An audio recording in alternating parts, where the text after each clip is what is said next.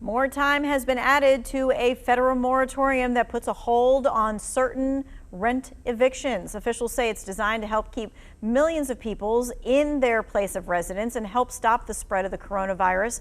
With this new moratorium, or this extension, comes a slew, of course, of questions. Here to answer them is Hannah Gurrier from the Legal Aid of North Carolina. How do you get your question to our expert today? Well, you text that question. The number is 336-379-5775. For the next half hour or so, we're going to be talking about the eviction moratorium, as well as also talking about how there are resources and helps out there for you. All right, so Hannah, first and foremost, let's talk about the new eviction moratorium extension. Goes until October the 3rd. Yes, it does. It was issued on August the 3rd. It goes through October the 3rd. It applies to tenants who are facing evictions for non-payment of rent if they qualify for the protections under the CDC Eviction Moratorium. The declaration goes through the income guidelines and the situational guidelines, like have they experienced a decrease in household income or an increase in medical costs during the past year that has resulted in rent non-payment. Right. I wanted folks to be able to see what that looks like in case they have not seen it before. The CDC declaration form, we've got some video of that, and there are several different things that people have to check as true. Yes. So people are signing this under penalty of perjury, and they are giving it to their landlords. And only when people have gone through and signed this as true, that they make this much money, that they've experienced this loss of income, that they're making best efforts to apply for rental assistance and to make partial payments, and that they understand that the eviction moratorium will end at some point and that rent can become due, and that their landlord can move forward with the eviction if things aren't resolved then. Only once this declaration signed is given to landlord do those protections attach to them. All right, so we're getting a couple of questions right now. This person says, what about leases that have expired? So that is a good question. For leases that have expired, it depends on what is in the lease. Oftentimes leases will then go month to month if there is a provision in the lease that allows the lease to roll over. For leases, if the landlord is trying to evict based on the lease expiring, that is unfortunately not protected under the CDC eviction moratorium.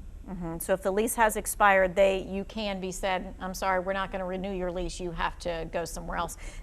Along with that, someone is asking about, can my landlord actually sell the house that I'm renting? Landlords can sell houses that tenants are renting. At that point, they are selling the house pursuant to the lease, pursuant to the ongoing tenancy, and the new owner is subject to the terms of that lease. So this person's asking, what if your landlord does not want to accept that signed CDC document? So if the landlord is not accepting the signed CDC document, tenants can bring the document with them to the court date to show the magistrate. My recommendation, though, would be to mail it to landlord or somehow put landlord on notice, even if they don't want to hold the physical document themselves. Yeah, and when you send it, you can also send it signed return receipt so that it has to show that they, in fact, did get that. And it's a few bucks more, but it will help you. Yes. Okay, and so then this person says, what do you do if your landlord is refusing to take money from you? So some landlords do refuse to take partial payments. Landlords are allowed to refuse those monies. Tenants, to protect themselves, can create a paper trail of when they have offered monies, and bring that to court with them to show that they have made best efforts to make those partial payments to the landlord. And when you say that about making, keep a paper trail, it can be something as simple as texting your landlord saying, I tried to give you the $50 on this date. Or taking pictures of the money orders that you have attempted to write out to landlord. Or if you've given a partial rent payment to landlord and they have returned it, say on a Venmo or a Cash App. Okay.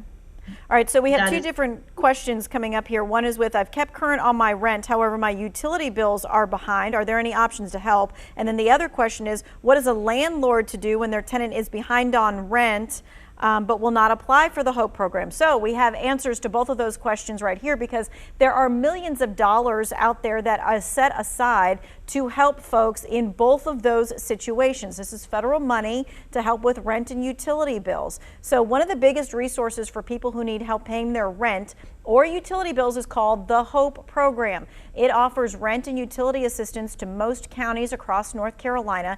It does not give help to those who live in Guilford or Forsyth counties, but that's okay because they have their own programs. To qualify, your household income must be less than 80% of the average area income. Applicants must also rent their home and must have lost income for a job because of the pandemic. Now, this is really what we're showing you here. This is the map so that you can see if you are in a blue county, you are going to register for the HOPE program. If you are in a gray county, that's Guilford, that is Forsyth, that is Wake County, that is when you have to go to your city or your county program. All right, now let's get to landlords, because landlords can now apply for assistance with the HOPE program for their tenants. So a lot of times either tenants didn't think that they were going to be able to do this, or they didn't know what they should do. Landlords can now do this for them. A program specialist will then follow up with the tenant to help start the application process. So this is new HOPE program funds that are now accessed by landlords so that you can get the ball rolling on this.